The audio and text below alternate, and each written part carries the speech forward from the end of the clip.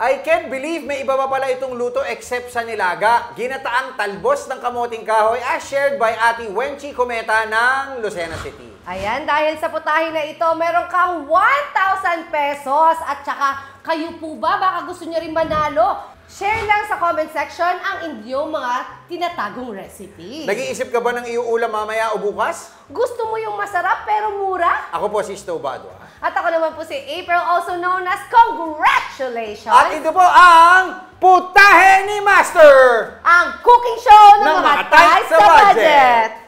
Kung inakala ninyo na merienda lang ang kamoting kahoy, aba, pwede itong gawing ulam, lalo na ang kanyang talbos. At dahil pwede siyang makuha sa inyong backyard, wala pang 200 pesos ang kailangan mo to prepare this meal. Kaya kung may sukli ka sa pamalengke mo, try playing our Scratch It and Go for Gold cards for a chance to win up to 1 million pesos. Eto po mga ingredients.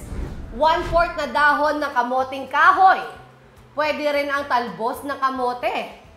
1 kutsarita ng ginayat na luya.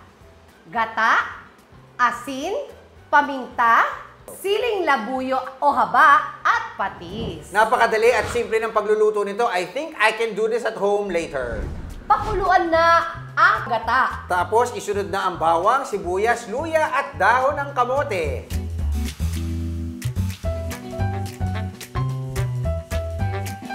Hinaan ang apoy at hayaang kumulo hanggang sa lumambot ang talbos. We're almost done, April. Ilagay na ang siling labuyo. It's up to you if you want to crush it a bit para medyo umanghang.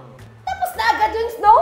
Oh, dahil dyan, timplahan nyo na ng patis at asin. Pwede na rin yan lagyan ng paminta or if you want, sa una pa lang, lagyan na ito. Para mas malasa snow, eto ha, pwede natin itong samahan ng daing na isda para mas malinamnam. Wala pang 20 minutes, meron ka ng ginataang talbos ng kamoting kahoy. A perfect alternative to the usual nilagang talbos. Wow! Depende sa dami na mailalagay mong gulay. Pwede ito hanggang sa 5 miyembro ng pamilya. And that's for less than 200 pesos.